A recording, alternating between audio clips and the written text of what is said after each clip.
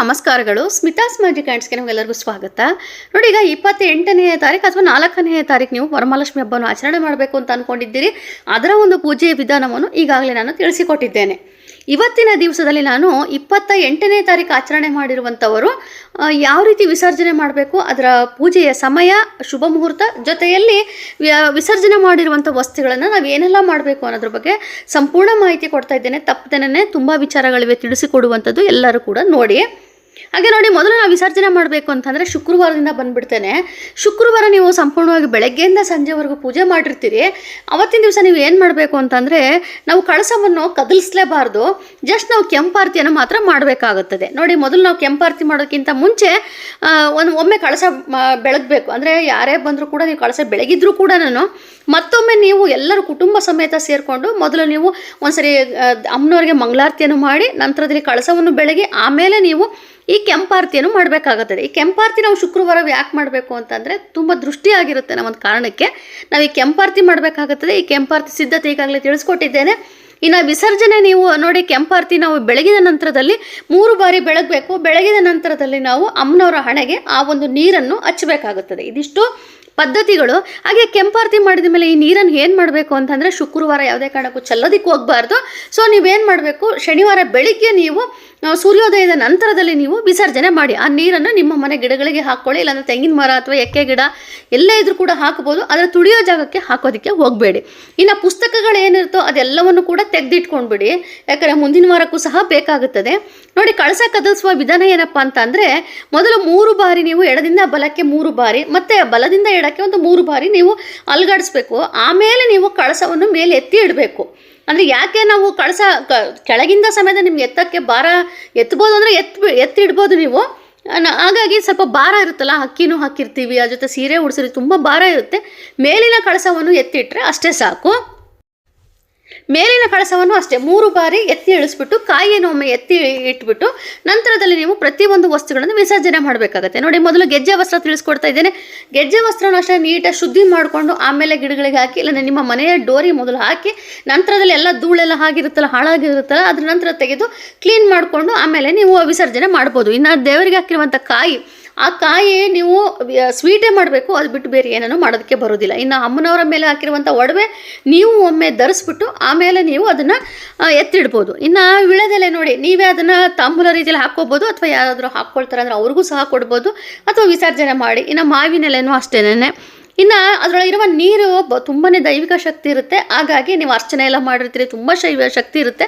So ಆ ನೀರನ್ನು ನೀವು ನಿಮ್ಮ ಮನೆಯೆಲ್ಲ ಪ್ರೋಕ್ಷಣೆ ಮಾಡಿ, ನಿಮಗೂ ಪ್ರೋಕ್ಷಣೆ ಮಾಡಿಕೊಂಡು ನಂತರದಲ್ಲಿ ಮಿಕ್ಕಿರುವ ನೀರನ್ನು ನೀವು ವಿಸರ್ಜನೆ ಮಾಡ್ಬೋದು. ಇನ್ನು ಕಳಸಕ್ಕೆ ಕಟ್ಟಿರುವಂಥ ಕಂಕಣ, ಇದಂತೂ ಬಹಳ ಮುಖ್ಯವಾದದ್ದು.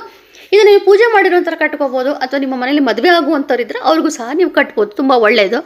ಇನ್ನು 501 ಅಥವಾ 11 ರೂಪಾಯಿ ಎಷ್ಟೋ ನೀವು ಒಂದು ಕಾಣಿಕೆಯಾಗಿ ಇಟ್ಟಿರ್ತೀರಿ, ಒಂದು ಸಂಕಲ್ಪ ಮಾಡಿಕೊಂಡು ಆ ದುಡ್ಡನ್ನು ನಿಮ್ಮ ಬೀರುವಿನಲ್ಲಿ ಇಟ್ಟು ಅದೇ ಒಂದು ಪಾತ್ರೆ ಒಳಗೆ, ಅಂದರೆ ನೀವೇನು ಬೌಲಲ್ಲಿ ಇಟ್ಟಿರ್ತೀರೋ, ಬಾಕ್ಸಲ್ಲಿ ಇಟ್ಟಿರ್ತೀರೋ, ಅದರೊಳಗೆ ನೀವು ಪ್ರತಿ ವಾರನೋ 15 ದಿವಸಕ್ಕೋ 1 ತಿಂಗಳು ಎಷ್ಟೆಲ್ಲ ನೀವು ದುಡ್ಡು ಶೇಖರಣೆ ಮಾಡಬೇಕು ಅಂದ್ಕೊಂಡ್ರೆ ಬಾಕ್ಸ್ನಲ್ಲಿ ಇಡಿ, ತುಂಬ ಒಳ್ಳೆಯದು. ಇನ್ನು ನೋಡಿ, ಕಳಸಕ್ಕೆ ಇಟ್ಟಿರುವಂಥ ಕಂಕಣನೂ ಅಷ್ಟೇ ನೀವೇ ಕಟ್ಕೋಬೋದು, ಅಥವಾ ನೀರಿಗೆ ವಿಸರ್ಜನೆ ಮಾಡ್ಬೋದು. ಆ 3 ವಿಳೆದೆಲೆನೂ ಅಷ್ಟೇ ತೆಗೆದಿಡ್ಬೋದು, ಅಂದರೆ ತೆಗೆದು ವಿಸರ್ಜನೆ ಮಾಡ್ಬೋದು. ಲಿಂಬೆಹಣ್ಣನ್ನು ಅಷ್ಟೇ ವಿಸರ್ಜನೆ ಮಾಡಿಬಿಡಿ. ಇನ್ನು ದೀಪನೆಲ್ಲ ಶುದ್ಧಿ ಮಾಡಿ ತೆಗೆದಿಟ್ಕೋಬೋದು. ಇನ್ನು ಅಖಂಡ ದೀಪ ಆದರೆ ಮಾತ್ರ ಶುಕ್ರವಾರ ಹಾಗೇ ಇರಬೇಕು, ಶನಿವಾರನೂ ಹಾಗೇ ಇರಲಿ, ಭಾನುವಾರ ತನಕ 3 ದಿವಸನಾದ್ರೂ ಹಾಗೇ ಇರಲಿ. ಅಂದರೆ ನೀವು ವಿಸರ್ಜನೆ ಮಾಡೋವರೆಗೂ ಅದು ಹಾಗೇ ಇದ್ದರೆ ತುಂಬಾ ಒಳ್ಳೆಯದು. ಇನ್ನು ವಾಯುಭಾಗಣ ಅಂಥದ್ದು ನೀವು ಶುಕ್ರವಾರನೇ ಕೊಟ್ಬಿಟ್ಟಿರ್ತೀರಿ, ಅದ್ರ ಬಗ್ಗೆ ಮಾಹಿತಿನೇ ಇಲ್ಲ. ಒಂದು ಪಕ್ಷ ನಿಮಗೆ ಶುಕ್ರವಾರ ಕೊಡೋಕ್ಕಾಗದೆ ಹೋದರೆ ಶನಿವಾರ ಬೆಳಗ್ಗೆ ನೀವು ತೆಗೆದುಕೊಂಡು ಹೋಗಿ ದೇವಸ್ಥಾನಕ್ಕೂ ಸಹ ಕೊಡ್ಬೋದು. ಇದಿಷ್ಟು ನೀವು ವಿಸರ್ಜನೆಯಲ್ಲಿ ಮಾಡಬೇಕಾಗಿರುವಂಥದ್ದು. ಇದರಲ್ಲಿ ಏನಾರ ಒಂದು ಪಕ್ಷ ಮಿಸ್ ಆಯಿತು ಅಂದರೆ ನನಗೆ ಮೆಸೇಜ್ ಮಾಡಿ. ಇನ್ನೇನು ವಿಚಾರಗಳು ತಿಳಿಸ್ಕೊಡ್ಬೇಕಪ್ಪ ಅಂತಂದರೆ, ಈಗ ನೀವು ಕಳಸ ಯಾವತ್ತೂ ವಿಸರ್ಜನೆ ಮಾಡಬೇಕು ಅನ್ನುವಂಥದ್ದು. ಈಗ ನಾವು ಶುಕ್ರವಾರ ಮಾಡಿರೋದೇ ಇಲ್ಲ, ಕಳಸ ಕದಲಿಸಿರೋದಿಲ್ಲ. ಹಾಗಾಗಿ ನಿಮ್ಗೆ ಅರ್ಜೆಂಟ್ ಇತ್ತು, ನಾವು ಕಳಸ ಶನಿವಾರನೇ ಮಾಡಿಬಿಡ್ತೀವಿ ಅಂದರೆ ಶನಿವಾರ ಬೆಳಗ್ಗೆನೇ ನೀವು ಸ್ವಲ್ಪ ಹೊತ್ತು ಕದಲಿಸ್ಬಿಟ್ಟು ಸ್ವಲ್ಪ ಹೊತ್ತು ಬಿಟ್ಟು ನಂತರದಲ್ಲಿ ನೀವು ಎಲ್ಲವನ್ನು ವಿಸರ್ಜನೆ ಮಾಡ್ಬೋದು. ಅಥವಾ ನಾವು ಭಾನುವಾರದಲ್ಲಿ ಇಡ್ತೀವಿ ಅಂತ ತುಂಬ ಒಳ್ಳೆಯದು. ಅವಾಗ ಮಾತ್ರ ಶನಿವಾರ ಸಂಜೆ ಕಳಸವನ್ನು ಕದಲಿಸಿ ಹಾಗೇ ಬಿಡಿ.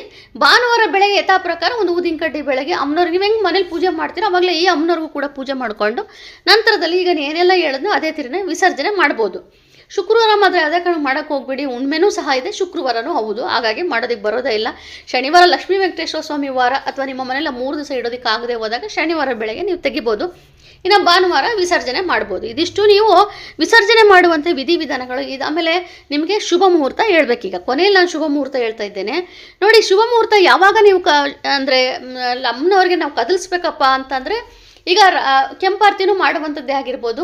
ಈಗ ಶುಕ್ರವಾರ ರಾತ್ರಿ ಏನಾಗುತ್ತೆ ಅಂತಂದರೆ ಎಲ್ಲರೂ ಬಂದು ಆಗಿರ್ತಾರಲ್ಲ, ನಿಮಗೆ 8 9 ಗಂಟೆನೇ ಆಗಿಬಿಡುತ್ತೆ. ಅದರ ನಂತರ ನೀವು ಕೆಂಪಾರತಿ ಮಾಡ್ಬೋದು.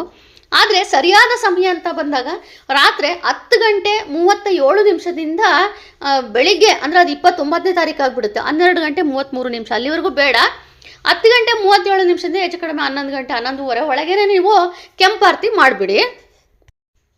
ಕಳಸ ಪ್ರತಿಷ್ಠಾಪನೆಗೆ ನಾವು ಎಷ್ಟು ಮಹತ್ವ ಕೊಡ್ತೀವೋ ವಿಸರ್ಜನೆಗೂ ಕೂಡ ನಾವು ಅಷ್ಟೇ ಮಹತ್ವ ಕೊಡಬೇಕು. ಹಾಗಾಗಿ ವೃಷಭ ಲಗ್ನದಲ್ಲಿ ನಾನು ರಾತ್ರಿ ತಿಳಿಸ್ಕೊಟ್ಟಿರುವಂಥದ್ದು 10:37 ನಂತರ ಆವಾಗ ನೀವು ಕಳಸವನ್ನು ಅಂದರೆ ಕಳಸ ಕದಲ್ಸೋದು ಬೇಡ, ಕೆಂಪಾರತಿಯನ್ನು ಮಾಡಬೇಕಾಗುತ್ತದೆ. ಕಳಸ ನೀವು ಹೇಳಿದ್ನಲ್ಲ ಶನಿವಾರ ಬೆಳಗ್ಗೆ ಅಥವಾ ಭಾನುವಾರ ಬೆಳಗ್ಗೆ ನೀವು ತೆಗಿಬೋದು. ಇಷ್ಟರ ಮಟ್ಟಿಗೆ ನಾನು ವಿಸರ್ಜನೆ ವಿಧಾನವನ್ನು ತಿಳಿಸ್ಕೊಟ್ಟಿದ್ದೇನೆ. ಇದರಲ್ಲಿ ನಿಮಗೆ ಗೊಂದಲ ಇತ್ತು ಅಂದರೆ ಖಂಡಿತ ಮೆಸೇಜ್ ಮಾಡಿ. 4ನೇ ತಾರೀಕು ಬಗ್ಗೆ ತುಂಬ ವಿಚಾರಗಳು ಕೇಳ್ತಾ ಇದ್ದೀರಿ, ಸಮಯವನ್ನು ತಿಳಿಸ್ಕೊಟ್ರಿ ಅಂತ ಕೇಳ್ತಾ ಇದ್ದೀರಿ. ಖಂಡಿತ 4ನೇ ತಾರೀಕಿಂದ ನಿಮಗೆ ಶುಭ ಮುಹೂರ್ತ ಜೊತೆಲಿ ವಿಸರ್ಜನಾ ಸಮಯವನ್ನು ಕೂಡ ನಾನು ಅಂದೇ ನಿಮಗೆ ತಿಳಿಸ್ಕೊಡ್ತೇನೆ. ಇವತ್ತಿನ ಒಂದು ವಿಡಿಯೋ ನಿಮ್ಗೆ ಇಷ್ಟವಾಗಿದ್ದಲ್ಲಿ ದಯವಿಟ್ಟು ಆದಷ್ಟು ಶೇರ್ ಮಾಡಿ, ಲೈಕ್ ಮಾಡಿ, ಕಮೆಂಟ್ ಮಾಡಿ, ಹಾಗೆಯೇ ಸಬ್ಸ್ಕ್ರೈಬ್ ಮಾಡ್ಕೊಳ್ಳಿ. Thank you.